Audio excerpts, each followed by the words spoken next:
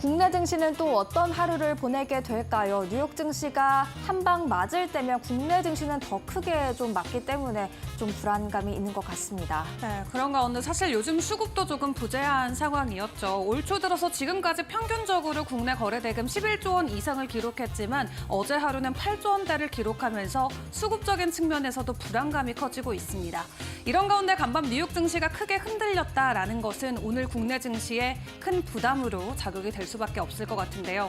어떤 이유 때문에 뉴욕 증시가 부진했는지 체크를 해보도록 하겠습니다. 간밤 뉴욕 증시 상황 확인해 볼까요? 네, 3대 주요 지수가 일제히 크게 하락했습니다. 다우 지수가 1.51%, 나스닥은 3% 넘게, S&P 500 지수도 2% 이상의 하락세를 보였죠. 이렇게 계속해서 미끄러지는 지수 흐름이었다라는 것을 알 수가 있는데요. 그래도 한 가지 좀 주목할 만한 게 있다면 9월에도 마지막 10분 매직이 이어지고 있다는 겁니다. 보시면 일제히 마지막 10분 동안 그래도 하락폭을 일부분이나마나 좀 회복했다라는 것을 알 수가 있는데요. 계속해서 장 막판까지 지켜보다가 마지막에 움직이는 모습들 확인이 되고 있습니다.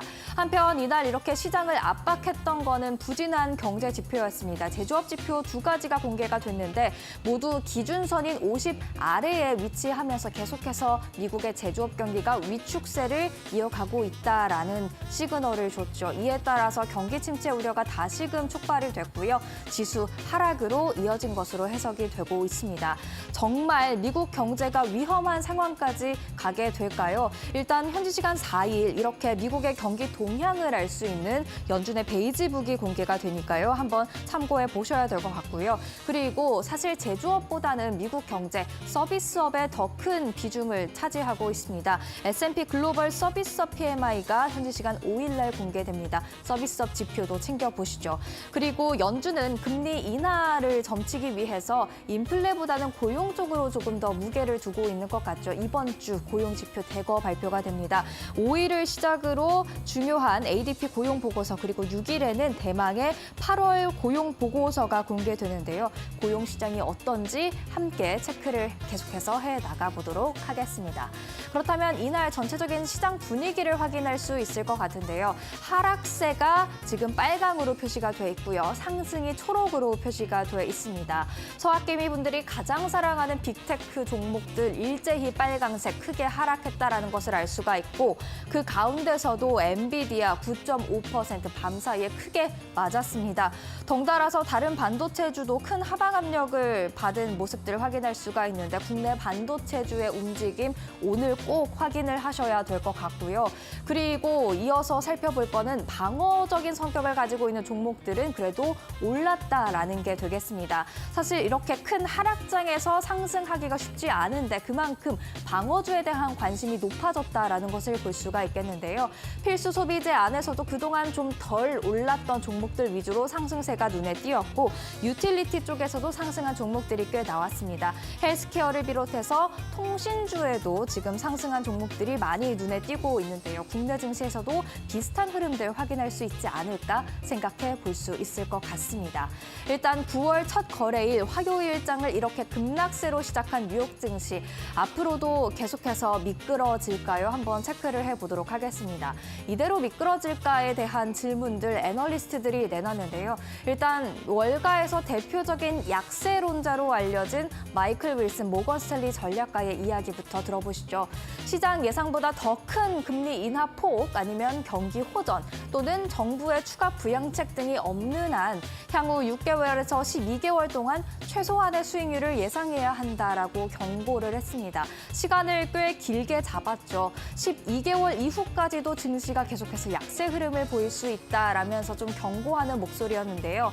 톰리는 월가에서 대표적인 강세론자로 꼽힙니다. 그런데 강세론자도 비슷한 이야기를 했습니다. 향후 8주 동안은 조심해야 하는 시장일 것, 좀 흔들림이 많은 시장일 것 같다라고 이야기를 했죠. 그 수치로는 7에서 10%의 조정이 예상된다라고 이야기를 했는데 역시 강세론자답게 그 다음부터는 다시 반등을 할 수 있으니까 저가 매수에 나서야 한다라는 이야기를 했습니다. 여러분들은 이 두 애널리스트의 말 말 중에서 어느 쪽에 조금 더 무게를 싣고 싶으신가요? 계속해서 약세가 이어진다 아니면 그래도 8주 이후에는 반등이 올 것이다. 사실 이 부분에 조금 더 집중해보는 게 어떨까라는 생각이 드는데요. 과거 통계가 그렇게 이야기를 해주고 있기 때문입니다. 연말까지는 그래도 기대를 해볼 수 있지 않을까라는 생각이 드는데 일단 지금 노동절 이후 지금 뉴욕 증시가 막 지나고 왔죠. 노동절 이후 마지막 거래일까지의 S&P 500 수익률을 차트화한 그래프가 되겠습니다. 빨간색이 마이너스 수익률을 기록했다라는 거고요. 파란색이 플러스 수익률을 기록했다라는 건데 과거 통계를 쭉 보면 대체로 상승하는 분위기들이 많이 나타났죠. 그리고 평균치가 이렇습니다. 다우는 72%의 확률로 평균 수익률 2.7%를 기록하고요. 나스닥도 68% 확률로 상승하는데 그때의 평균 수익률은 3.4%, S&P 500 지수 70%의 확률로 오르는데 이때의 평균 수익률 2.8%입니다. 사실 이 수익률 자체만 보면 조금은 아쉬운 듯한 수익률일 수도 있겠지만 그래도 이렇게 흔들렸다, 9월 첫 거래일에 흔들렸다라는 점을 생각하면서 너무 급하게 또 위험자산 포지션을 줄이기보다는 연말까지는 차차 지켜보시는 게 좋지 않을까라는 생각을 해봅니다. 그 가운데 포트폴리오는 좀 방어적인 성격 함께 준비를 하셔야겠죠. 그러면 이어서 원자재 시장을 통해서도 나의 포트폴리오 어떻게 꾸려가면 좋을지 체크를 해보겠습니다. 일단 골드만삭스 원유와 구리에 대해서는 경고를 했고요. 이날 원유와 구리 가격 모두 다 하락세였습니다. 그리고 원유 같은 경우에는 WTI 기준 배럴당 70달러 선에 간당간당하게 멈춰서는 모습들이었는데요. 골드만삭스의 주장은 이겁니다. 중국이 팬데믹 이전에는 원자재 수요 증가분의 3분의 2를 차지했는데 지금 중국 경제가 어렵죠. 어렵기 때문에 원자재에 대한 수요가 강하지 않습니다. 이렇듯 강한 중국 수요 없이는 공백을 메우기가 어렵다라는 겁니다. 즉 중국 경기가 살아날 조짐이 보이지 않는 한 원자재, 특히 경기의 흐름에 함께 가는 원유와 구리의 경우 어려울 수 있다라는 이야기를 했죠. 특히 2025년 구리 가격으로 기존에는 15,000달러 톤 기준 예상을 했었는데 지금 이 톤당 1,100달러 수준으로 하향 조정하는 모습들이 나타났습니다. 그렇기 때문에 원유와 구리에 대해서는 다시 한번 생각해 볼 필요가 있을 것 같고요. 반대로 금에 대해서는 굉장히 강한 기대감이 계속해서 이어지고 있습니다. 금이 오를 것이라고 생각하는 이유, 그래서 금을 일정 비중 갖고 있어야 하는 이유로 여러 가지가 있는데 일단 지정학적 이슈 그리고 금융위기를 비롯한 경기 침체를 가장 잘 해지할 수 있는 원자재가 바로 금이다라는 이야기고요. 또 연준이 9월부터 기준금리를 인하할 것으로 예상이 되는데 기준금리가 인하된다면 달러가 약세로 전환되게 됩니다. 금을 거래할 때는 달러로 거래가 되기 때문에 달러 약세는 사실 금 가격에 있어서 굉장히 좋은 그런 위치를 차지하게 됩니다. 그렇기 때문에 또 금 우호적으로 봐야 된다라는 이야기를 했고요. 신흥국 중앙은행의 금 매입량이 2022년 중반 대비 3배 증가했다라고 합니다. 이유로는 경제 제재에 대비하기 위해서 부채 부담 때문이다라는 이유들이 있는데 어쨌든 매수세가 계속해서 유지가 되고 있기 때문에 금 전망 좋게 봐도 된다라는 이야기가 되겠습니다. 뱅크 오브 아메리카만 골드만삭스만 좋게 본 게 아니라요. 뱅크 오브 아메리카도 향후 12개월에서 18개월 동안 금 가격이 온스당 3,000달러까지 올라갈 수 있다라는 긍정적인 전망을 제시했습니다. 이미 올해 들어서 금 선물 가격 굉장히 많이 올랐죠. 금에 대한 그런 대비가 돼 있는지도 한번 살펴보시면 좋을 것 같습니다. 그럼 마지막으로 미국과 한국 연결시켜 보도록 했습니다. 미국에서 다시금 경기 침체 우려가 살아나고 있기 때문에 국내 증시 오늘 전반적인 투자 심리 약할 수 있다는 점 확인을 하고 가셔야 될 것 같고요. 반도체주 급락을 했죠. 국내 반도체주에 대한 경계 심리 체크를 하셔야겠습니다.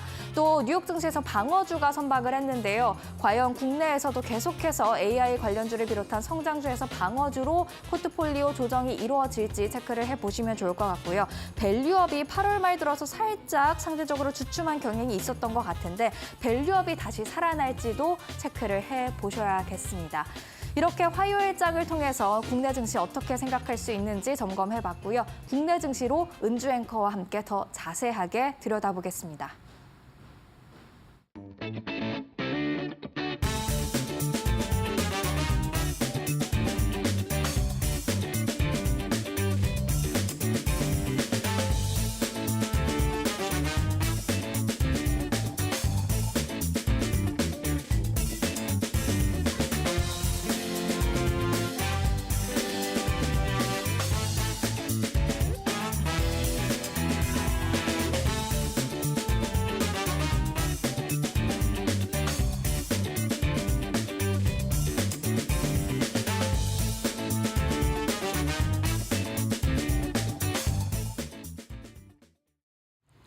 네, 어제 우리 시장 다시 한번 점검해보고 오늘 개장 전 꼭 확인해볼 이슈들 체크해 보도록 하겠습니다.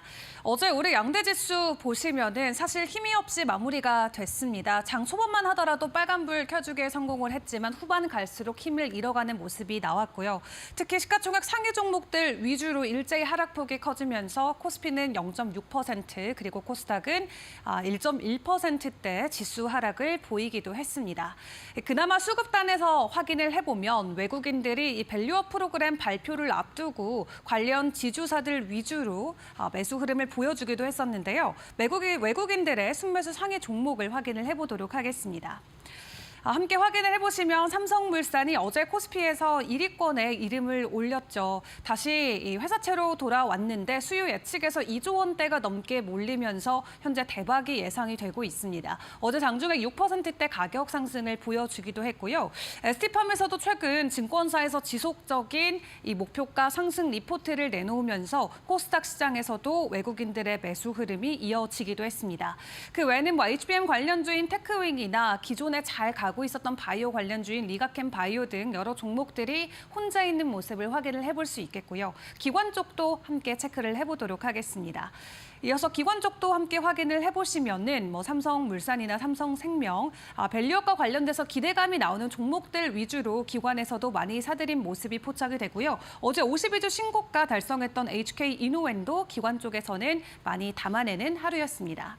이슈단에서 함께 시장을 다시 풀어보도록 할 텐데 사실 요즘 주도주 탈환전을 놓고 굉장히 힘이 빠지는 모습이 나오고 있습니다.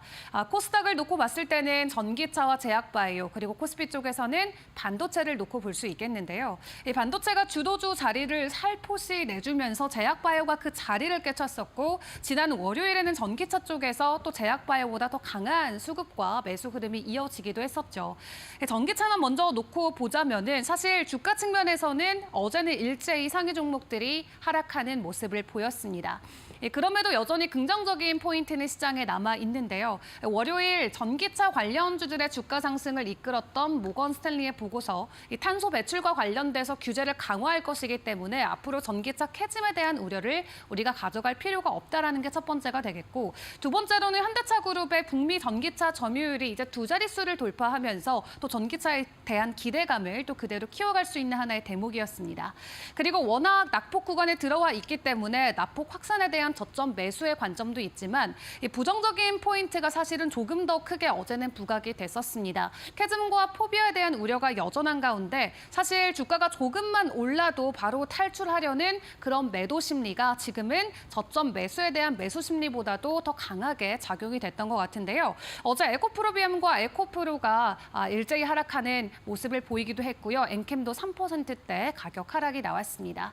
코스닥 쪽에 있는 제약바이오 쪽을 놓고 보시면은 알테오젠이 어제 에코프로비엠이 4%대 하락을 이어가면서 다시 한번 시총 1위 재탈환에 성공을 했는데요. 그럼에도 HLB나 삼청담 제약 등 다른 시가총액 상위 종목들은 약세 흐름을 이어갔습니다. 금리 인하 기대감이나 9월에 있을 생물보안법 통과 기대감 그리고 유럽 학회와 관련된 긍정적인 포인트가 있지만 이 제약바이오 섹터 안에서도 여전히 과열 구간과 관련된 부담감이 남아 있는 만큼 현재 시점에서는 일제히 매도로 대응하고 있고 개별주들 위주로 개별 이슈와 함께 제약바이오는 어제 상승하는 종목이 나오기도 했습니다.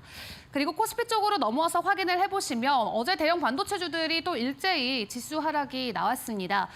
미국 증시가 휴장을 이어갔음에도 불구하고 어제 반도체 관련주들 일제히 하락세가 이어졌었는데 사실 일본 반도체주들이 지금 연일 급락을 하고 있죠. 어제도 큰 폭의 하락을 보였었는데 중국이 보복 경고에 나서면서 일본 측의 반도체 주가가 이번 주 들어서 지속적인 급락을 이어갑니다. 그런 상황 가운데서 우리가 그 수혜를 받아갈 수 있지 않을까 하는 기대감이 있었는데 사실 어제 그런 기대감을 전혀 반영을 해주지 못했고요. 일단 반도체 관련해서는 오늘부터 세미콘 타이완이 개최가 되는 만큼 관련해서 수혜 받아갈 수 있는 부분 체크 체크해 보시는 게 중요할 것 같지만 또 간밤 엔비디아가 9% 넘게 하락한 부분은 오늘 추가적으로 오히려 하락 쪽에 더 베팅을 할 수밖에 없는 상황이 될 것 같습니다. 이렇게 주도주를 놓고 굉장히 어렵게 그 자리를 뺏으려는 움직임들이 이어지고 있지만 그런 틈을 타서 최근 테마주들의 움직임이 또 심상치 않습니다. 이 테마주 단에서 어제 또 새롭게 등장했던 테마가 있죠. 원래 오랜만에 다시 만나면 더 반갑고 설레는 법입니다. 작년에 STO 관련해서 엄청난 또 인기를 끌었었던 관련주들이 어제 상한가 안착하는 종목들이 여러 종목이 나왔고요. 어제 저희가 이 시간을 통해서 시간 외에서 움직였던 만큼 추가적으로 확인해보자 말씀을 드렸었는데 어제 그대로 다 상한가 안착하는 모습이 나왔습니다.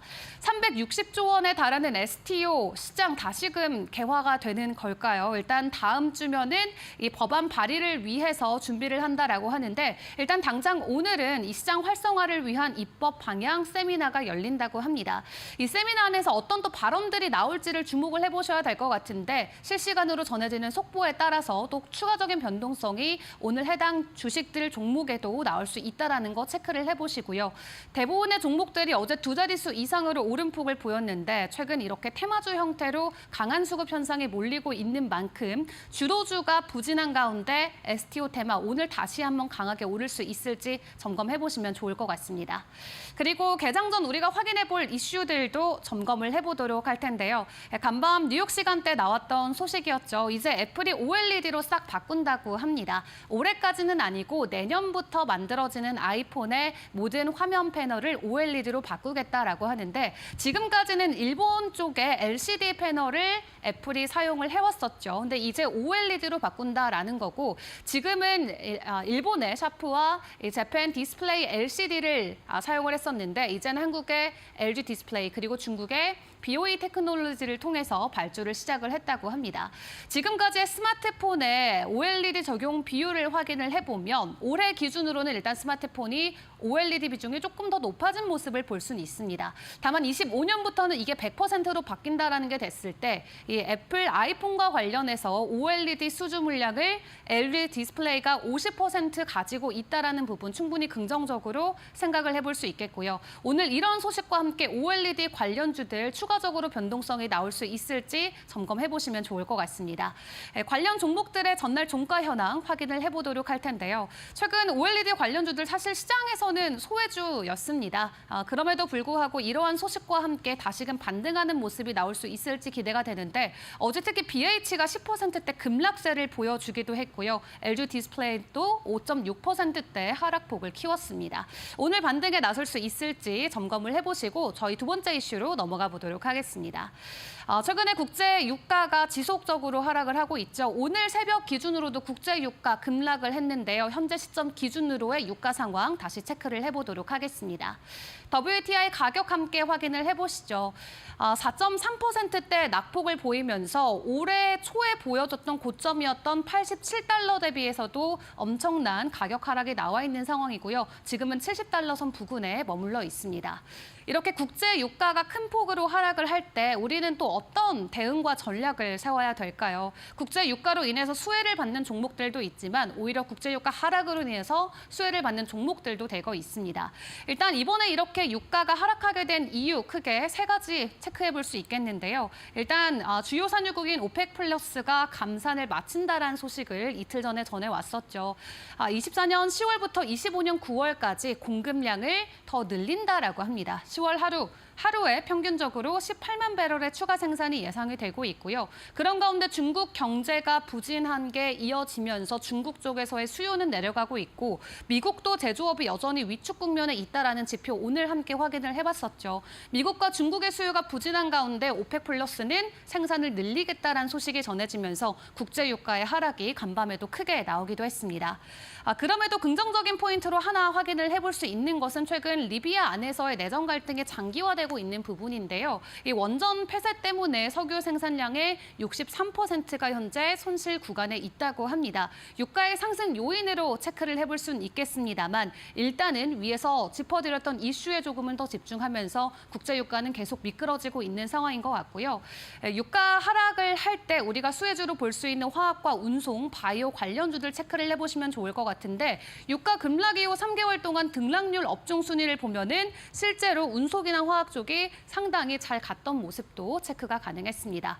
대표적인 관련주들 전날 종가 현황 바로 확인을 해보시죠.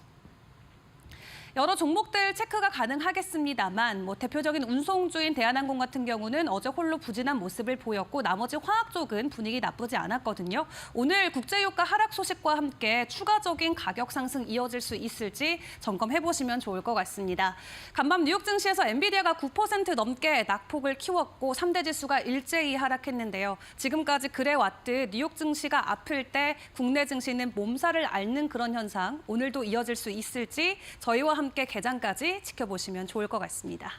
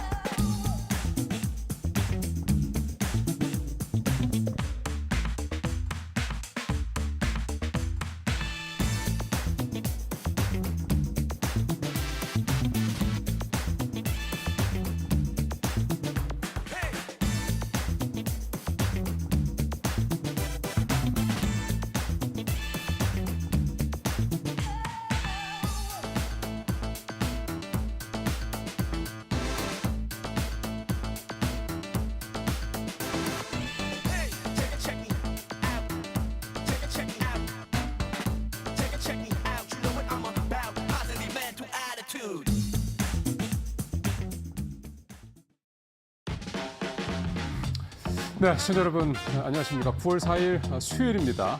ADL TV 뉴스 브리핑 시작하겠습니다. 첫 소식은 2차 전지 관련주입니다. 제목에서 보시는 것처럼 해리스 등이 없고 추세 반전이다. 성장 둔화하는데 기대감이 과도하다. 이 2차 전지를 둘러싸고 바라보는 시각은 이렇게 크게 굉장히 엇갈립니다. 낙관론 또는 신중론 이렇게 이제 볼 수도 있겠는데 배터리주들 최근에 어떤 움직임을 보였는지 일단 주가 흐름부터 한번 보겠습니다. 표를 보시면 LG 에너지 솔루션 8월 달에만 20% 가까이 올랐죠. 9월 들어서도 6% 가까이. 물론 어제는 좀 떨어졌습니다. SDI 10% 넘게 이렇게 쭉 올랐고 LG 화학. 그다음에 소재 쪽에서는 퓨처엠이 좀 올랐고 에코프로비엠이 9월 달 들어서 좀 많이 올랐고 SK 이노베이션도 8월 달에 올랐고 이렇게 좀 되죠. 전체적으로 보면 지금은 이제 2차 전지 관련돼서 좀 대형주들 소위 말하는 이제 대장주들이 먼저 좀 움직이고 있는 그런 모습이 나타나고 있습니다. 그리고 나서 이제 소재주들 9월 들어서 또 8월 말 이후에 이제 소재주들이 조금 움직이는 모습들이 좀 나타나고 있고요. 보통 한 섹터의 대세 상승 기기안에 나타나는 현상을 보면 먼저 대형주, 즉 대장주들이 먼저 가고 그다음에 이 대장주의 서플라이 체인에 있는 회사들이 따라가고 그렇게 쭉 가다가 이제 어느 순간에 이제 잡주들이 뛰어올라서 이제 마치 이제 관련주인 것처럼 이렇게 하면서 테마 형성하고 올라가다가 대장주가 추세가 꺾이면 이제 거의 비슷한 시기에 동시에 또 꺾이는 그런 모습들이 나타나기 마련입니다. 지금 이제 과연 그렇게 볼 수 있는 거냐 이런 건데 일단 지금 2차 전주들이 강하게 좀 오르고 있었던 모습들을 이유를 보면 앞서 이제 해리스 얘기를 했습니다만 해리스 수혜주에 대한 부분들 또 금리 인하에 따른 수혜 기대감도 좀 있고요. 유럽 쪽에 이제 규제가 내년부터 강화된다는 것들도 있고 이런 부분들 또 이제 수급적인 측면에서는 이제 반도체가 좀 시원찮으니까 그 뒤를 이을 게 이제 결국 2차 전지 이 덩어리로 봤을 때 2차 전지가 아니겠느냐 이런 얘기들이 있고요. 이제 반면에 신중론 입장은 금리 인하 기대감 과도하다. 유럽 환경 규제, 탄소 규제에 관련돼서도 너무 기대치가 과도하다. 중국과의 경쟁력 같은 것들은 별로 가만히 안 된다 등등등 이런 얘기들이 좀 나오고 있습니다. 근데 무엇보다 사실 가장 큰 거는 제가 봤을 때는 실적이 아직 별로 좋아지는 게 나오지 않는다. 물론 아직 상반기까지 실적만 나오긴 했습니다만 그 부분이 가장 크게 아니나 이렇게 생각이 좀 듭니다. 그리고 수치가 나와줘야 이제 해결이 될 수 있는 문제다 이렇게 생각이 좀 들고요. 또 하나는 결국 이제 장기적으로 뭐 전기차 대중화로 간다는 거에 뭐 어느 누구도 이견이 없기 때문에 2차 전지주가 지금 일단 바닥을 찍고 올라오는지 정말 진바닥을 확인했는지는 모르겠습니다만 그건 누구도 알 수 없는 거죠. 현재로서는 장기 투자하는 분들 입장에서 봤을 때는 그렇게 뭐 급하거나 서둘러야 될 이유도 없는 거고 지금 들어가도 뭐 2년, 3년 간다고 생각하면 문제 없는 거니까요. 근데 단기 투자하시는 분들은 지금 한 20% 정도 올랐던 부분들이 조금 부담이 될 수도 있겠다. 이렇게 생각 좀 해볼 수 있겠습니다. 오늘 이데일리가 신문 4면을 통으로 털어서요. 금리 인하기의 투자 전략도 그러니까 금리 인하기에 좀 안전하게 투자하려면 어떻게 하면 좋겠느냐라는 이 투자 전략을 오늘 좀 담아냈습니다. 역시 좀 큰 얘기들 몇 가지만 살펴보면 첫 번째는 금이고요. 지금 금 사야 될까? 여기 좀 제목에도 좀 나오죠. 주춤한 금값 길게 보면 오른다 이런 얘기인데 금값이 지금 현재 온스당 2,500달러를 넘어서 역대 최고치를 기록했다가 지금 조금 이제 주춤한 그런 모습이긴 한데 과연 금은 지금이라도 들어가서 사는 게 좋겠느냐 이 부분에 대한 얘기인데요. 일단 지금 뭐 코맥스의 이제 12월 금 선물 가격 보면 2,527달러 지난달 말 기준으로 이렇게 돼 있고요. 계속 좀 조금 요즘에 좀 주춤하긴 합니다만 나쁘지 않죠. 오늘 새벽에도 금 가격 조금 이렇게 움직이는 모습을 보이긴 했습니다만 그 다음에 한 달 8월 한 달간 금 관련 ETF 개인 순매수 규모도 보면 이 현물 쪽으로 208억이 넘게 좀 돈이 들어와 있는 식으로 볼 수가 있습니다. 그러니까 금에 대한 관심도 굉장히 좀 많으신 건데요. 일단 지정학적 리스크 부분 계속되고 있고 미국이 금리 인하하게 되면 아무래도 달러가 하락을 한 달러 가치가 떨어지니 이제 그에 따른 뭐 역의 상관성이 있으니까 그 부분도 있고. 그다음에 중국의 러시아나 이 제3세계 국가들 중앙은행들이 금을 계속해서 사들이고 있다는 이런 수요 측면에서 장점도 있고 뭐 그러다 보니까 3,000달러 온스당 3,000달러 갈 거다 뭐 이런 얘기도 다시 지금 나오고 있는 상황입니다. 전체적으로 이제 장이 어쨌든 흔들릴 때 대표적인 안전자산 가운데 하나라는 이런 어떤 전통적인 어떤 그런 개념도 또 담겨 있는 것 같고요. 이런 부분들을 감안해서 금 투자. 근데 항상 얘기 나오지만 금은 포트폴리오에서 10% 이상 많이 담아야 10% 이상이지 그 이상 담는 것은 적절하지 않다는 얘기들은 늘 한다는 거 잊지 않으셨으면 좋겠고요. 그 다음에 이제 ETF 상품 나오고 있는데 앞서 이제 금 관련 ETF 상품도 나왔습니다만 이 달러 약세에 따른 ETF 상품도 나오고 있습니다. 환 노출과 환 해지형 크게 두 가지로 나누는데 표 한번 보시면 환 노출보다는 환 해지형이 확실하게 많은 수익이 좀 더 나고 있는 그런 모습들이 나타나고 있다 볼 수가 있겠고요. 그 다음에 또 대표적으로 금리 인하기에 좋은 상품들 리츠, 채권 이거는 뭐 여러분들께서도 너무나 잘 아시기 때문에 이런 상품들이 이제 이렇게 금리 인하기에 좀 더 안정적으로 수익을 낼 수 있는 그런 상품이다. 이렇게 이데일리 신문에서 오늘 다루고 있습니다. 자, 바이오주 얘기도 좀 해보겠습니다. 앞서 이은재 앵커가 이제 바이오주가 주도주로 이제 완전히 가느냐 부분에 대해서 이제 주가가 조금 왔다 갔다 하는 부분이 있다는 이제 말씀도 하셔서 저도 저거 좀 덧붙이면 최근에 바이오주들이 많이 오른 건 사실입니다. 7월, 8월 하반기 들어서 바이오주들이 좀 많이 올랐기 때문에 뭔가 바이오주들이 이제 반도체가 좀 부진한 틈을 타서 주도주로 올라가느냐에 대한 부분이 좀 있는데 그런 데 관심이 당연히 있죠. 근데 이제 바이오주가 갖고 있는 또 뭐 특성이 될 수도 있고 한계가 될 수 있는 거는 한 방에 이렇게 가는 그런 뭐 좋은 어떤 탄력성, 뭐 변동성 큰 거 이런 것들은 장점이 될 수 있긴 한데 이게 이제 양극화가 심하다는 거죠. 좋은 회사들은 굉장히 좋지만 안 좋은 회사들은 당장 뭐 내일 모레 망할지도 모른다라는 그런 뭐 얘기가 나올 수 있는 회사들도 있기 때문에 바이오주 투자는 그래서 참 리스크가 크다. 되게 좀 하이 리스크 하이 리턴의 대표적인 업종이다라고 볼 수가 있는 건데요. 최근에 이제 KLX 헬스케어 지수 추이를 보면 좋습니다. 계속 올라가고 있습니다. 표에서 보시는 것처럼 근 4천선 살짝 터치하고 좀 내려와서 조금 이제 숨고르기 하는 정도 수준이긴 한데 어제도 좀 조금 이제 좀 쉬는 그런 모습들이 좀 나타났고요. 전반적으로는 유한양행, 렌라자, FDA 승인이라든가 이런 또 호재가 나올 때마다 그게 해당 종목뿐만 아니라 이 바이오 업종 전체에 좀 확산되는 그런 분위기도 좀 있고, 그다음에 이제 금리 인하 기대감 이런 어떤 재료들도 좀 있는 상황이긴 한데요. 이게 주가가 많이 오르다 보니까 이제 이 주가가 오른 걸 이용하는 그런 이제 바이오 회사들도 당연히 나올 수밖에 없습니다. 일부 회사들은 자사주를 처분을 대거로 하고 있고 여기에는 이제 보톡스 회사로 유명한 휴젤도 들어 있습니다. 또 하나는 이제 전환 자체를 발행을 하는 회사들, 나중에 전환가액을 이제 확정을 해야 되는데 청구권도 행사가 되고요. 이런 부분들이 주가가 오른 틈을 타서, 그러니까 주가가 올랐을 때 전환 청구권 행사 가격이 있는데 주가가 오르면 그 차례가 이제 벌어지겠죠. 그러면 이제 행사를 했을 때 훨씬 더 많은 수익을 낼 수 있다 보니까 요즘처럼 주가가 오를 때 이 CB를 전환 청구를 하는 이런 일들도 좀 크게 늘어나고 있습니다. 근데 자사주를 처분한다든가 이렇게 CB 전환권을 행사하다든가 결국 물량이 늘어난다는 얘기가 되기 때문에 주가에는 부담이 될 수밖에 없습니다. 시장에서 좋아하지 않을 만한, 투자자들이 좋아하지 않을 만한 내용이기도 하고, 또 하나는 이 밸류업 정책이 어떻게 보면 좀 정면으로 위배되는, 정면으로 좀 반대로 가는 그런 정책이기 때문에 사실 이런 기업들 잘 좀 보시고 투자하실 때는 어쨌든 밸류업과 좀 거리가 있는 회사들이라는 점을 좀 감안하실 필요가 있겠습니다. 사실은 일종의 꼼수기 때문에요. 자, 오늘 마지막으로는 이제 현대, 로템 등 MSCI 편입 기대 시동 걸렸다. 이제 이 얘기 마지막으로 짧게 해보겠습니다. 표부터 먼저 보면은요.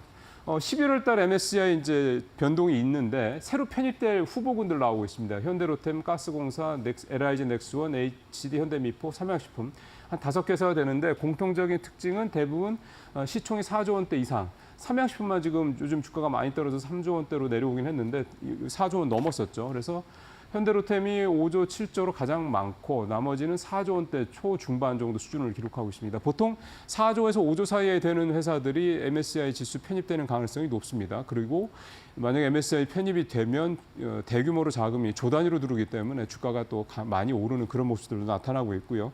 근데 이제 조심할 거는 최근에 이제 LS 일렉트릭이 MSCI 편입됐었는데 그때는 많이 올랐죠. 근데 편입되고 나서 주가가 한 9% 가까이 이제 급락을 하는 그런 모습도 나타났습니다. 그러니까 편입되고 나면 이제 재료 소멸이죠. 이런 부분들 때문에 그런 것도 있는데 결국은 사실은 MSCI 편입된다라는 게 이제 국내에서도 이제 대형주 굉장히 좋은 회사로서 이제 인정받는다는 거, 글로벌하게 그런 측면에서 봤을 때는 뭐 잠깐 이제 단기 급락 때문에 이런 회사들 뭐 손을 놓는 것보다는 갖고 장기적으로 가져가신다 이런 측면에서 해석을 하시면은 잘 이용하시는 게 도움이 되지 않을까 싶습니다. 오늘 뉴스 브리핑 마치겠습니다.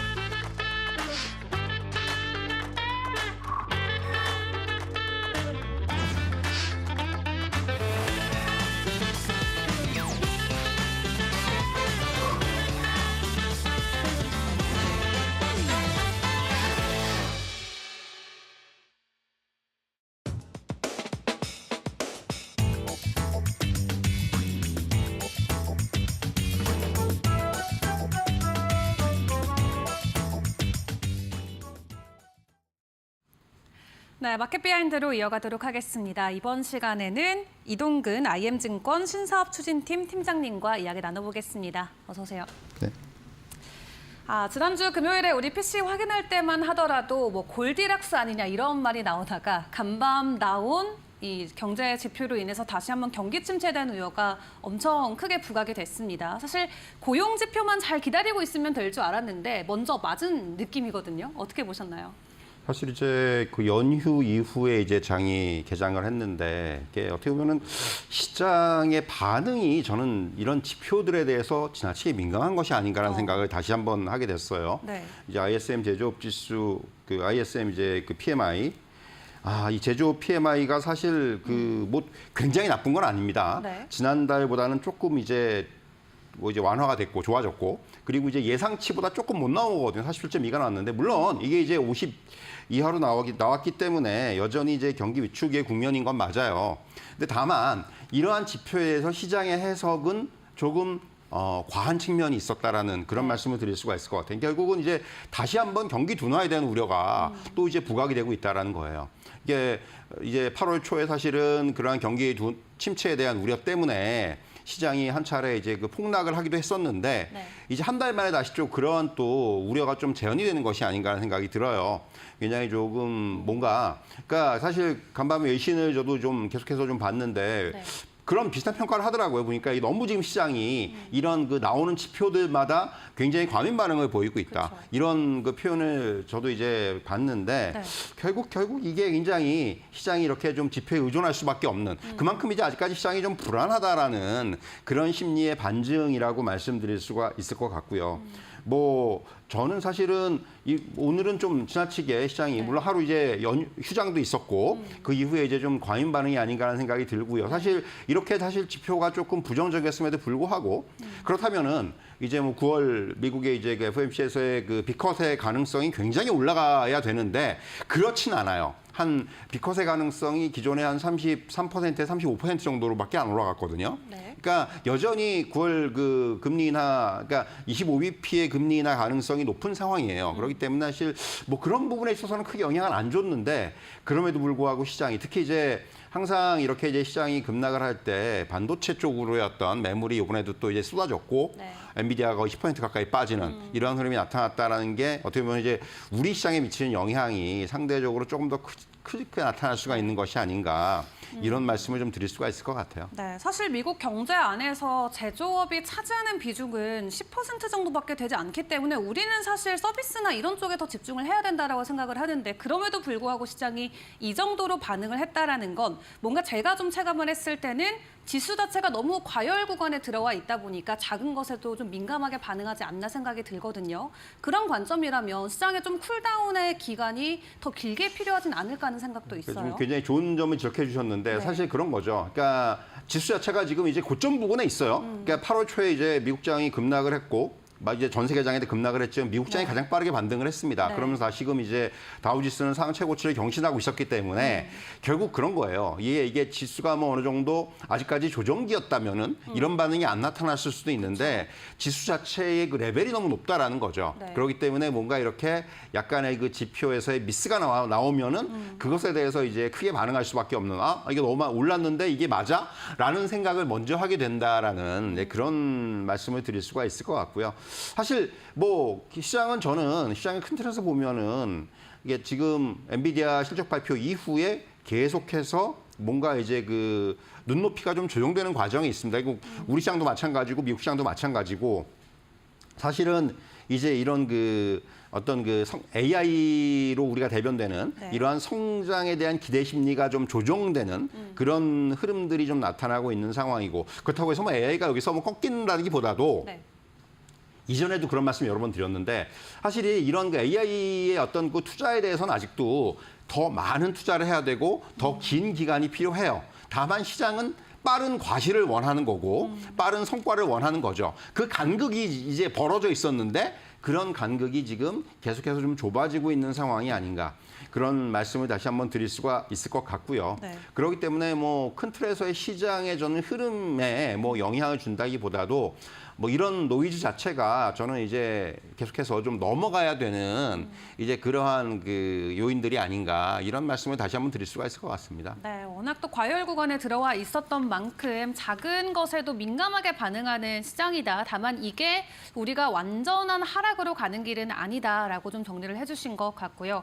AI 관련돼서 잠깐 언급을 주셨는데 이제 곧 있으면 아이폰도 새로운 핸드폰 출시를 하죠. AI 탑재하는 첫 번째 핸드폰이 될 것 같은데 이 AI와 관련돼서 앞으로의 시장 반응 계속해서 기대감 가져가도 괜찮을까요? 사실 이제 뭐 말씀드린 대로 약간 그 기대 심리의 조정 과정이라는 말씀 드릴 수가 있겠고 아직까지 뭐 이제 뭐 그 AI 반도체 산업의 업황이라든가 실적의 성장 전망은 여전히 유효한 상황이고요. 그리고 한편으로 또 이제 메모리 반도체 수요 회복이 좀 가시화되고 있다라는 부분을 감안한다면은 네. 뭐 마냥 나쁘게 보일 필요는 없다 이런 말씀을 다시 한번 드릴 수가 있을 것 같고 결국은 이제 AI에 관련된 중요한 이벤트가 이제 아이폰 16, 16의 기점으로 해서 이제 온디바이스 AI 시장의 개화가 본격화될지 여부를 좀 파악해야 될 것 같아요. 사실 어제도 이제 이런 재료들이 좀 부각이 되다가 어떻게 보면 여기에 이제 화웨이가 또 여기다가 좀 재를 뿌렸죠, 사실은. 네. 화웨이에 이제 그 두 번 접는 그래서 결국 이제 세 번 접히는 이러한 그 폰의 개발 이슈가 이제 같이 나오면서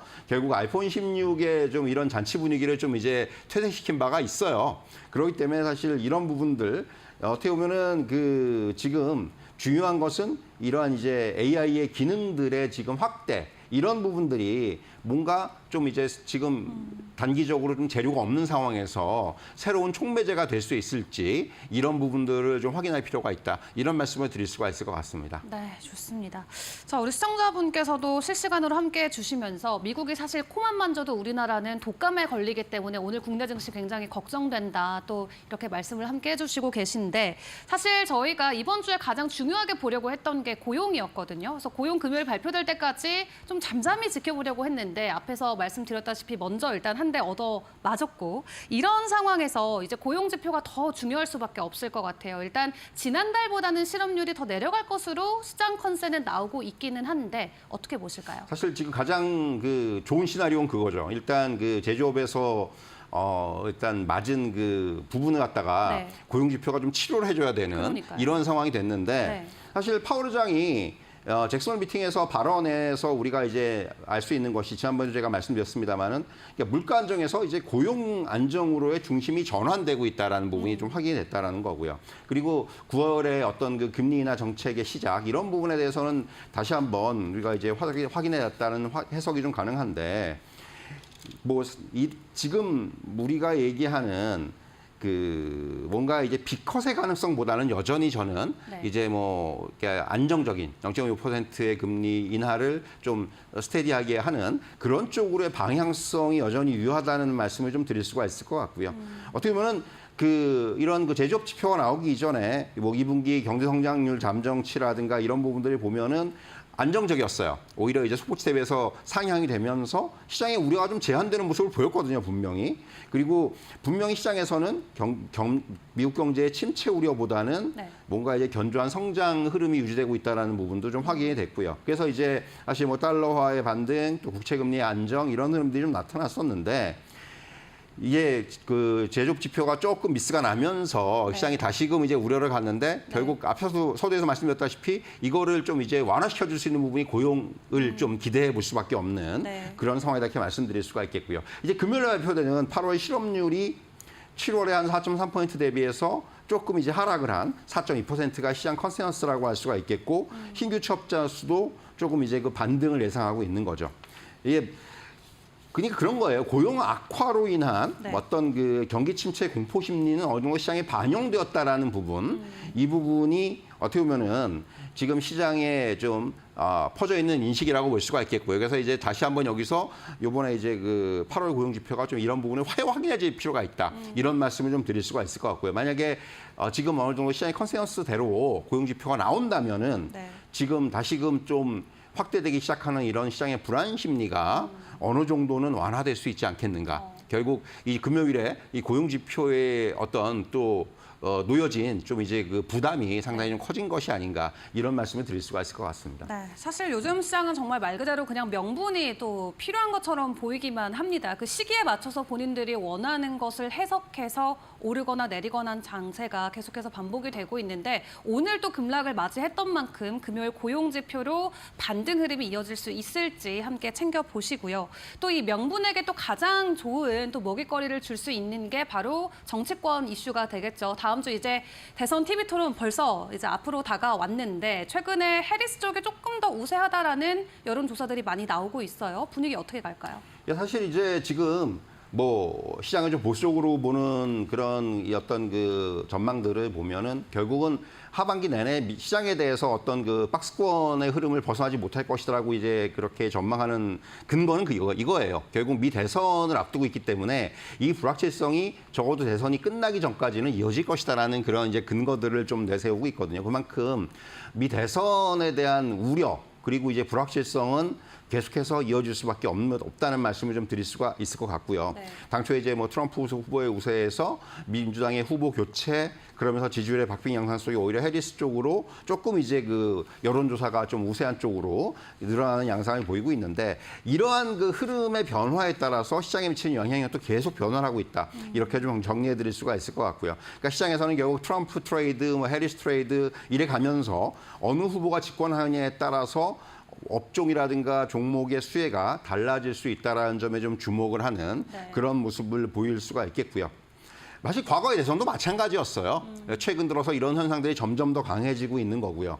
사실 앵커께서 말씀하신 대로 다음 주 화요일 날 10일 날 TV 토론을 합니다. 네. 그러니까 이전에 이제 바이든 대통령하고 트럼프 후보 간의 TV 토론에서 트럼프의 우위가 좀 명확하게 드러났지 않습니까? 네. 결국 그것이 바이든 대통령의 사퇴 쪽으로 후보 사퇴 쪽으로 이제 어떻게 보면 이제 결정이 지어지는 굉장히 중요한 역할을 했는데 그래서 이번 TV 토론에서도 어느 한쪽의 승기를 잡고 또 지지율의 변화를 가져올 수 있을지 네. 이 부분을 좀 중요하게 좀 봐야 되는 그런 관전 포인트라고 할 수가 있겠고요. 뭐 여러분 잘 아시겠지만 지금 화면에 나오고 있습니다만은 뭐 트럼프 후보가 당선될 경우에 우세할 경우에는 뭐 또 방산이라든가 조선 뭐 이런 전통산업 중심의 강세가 나타날 수가 있겠고 해리스 그 후보가 좀 우세할 때는 이차전지라든가 네. 또 신재생에너지 자동차 이런 쪽에 산업이 부각될 수가 있겠고요. 상대적으로 영향을 덜 받는 쪽은 뭐 AI라든가 전력 인프라라든가 특히 이제 바이오 헬스케어 같은 경우는 양 후보의 그 정책이 거의 비슷하기 때문에 네. 이런 업종들은 이런 대선과 좀 무관한. 사실 그래서 대선의 어떤 불확실성을 감안한다면은 지금 우리가 이제 가운데 있는 저런 좀 상대적으로 영향이 미미한 쪽에 조금 더 무게를 실는 이러한 전략도 좀 괜찮지 않겠는가라는 말씀을 드릴 수 있을 것 같습니다. 네, 대선 후보별로 어떤 전략들을 세워가야 될지 다음 주 TV 토론 전까지 여러분들 꼼꼼하게 챙겨보시면 좋을 것 같고요. 마지막으로 짧게 질문 하나만 더 드리도록 하겠습니다.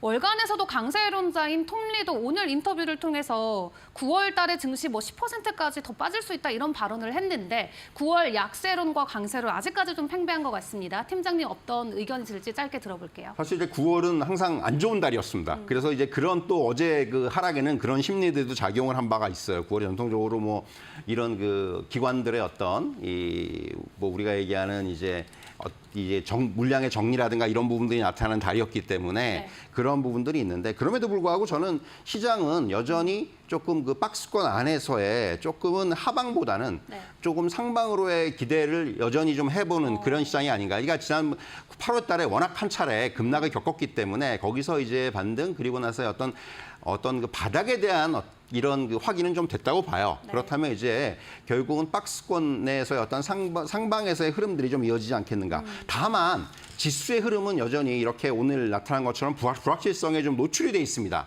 그렇다면은 여전히 지수보다는 저는 업종이라든가 종목 플레이 좀 이런 부분들이 활발해질 수 있을 것 같고요. 계속해서 뭐 바이오라든가 특히 이제 9월 달에 우리가 주목해야 되는 쪽은 밸류업이에요. 네. 그렇다면은 최근 나타나는 좀 금융이라든가 지주회사 이런 쪽에 좀 관심을 가질 필요가 있다. 이렇게 말씀드릴 수가 있겠습니다. 알겠습니다. 여기까지 이동근 IM증권 팀장과 함께했습니다. 수고하셨습니다.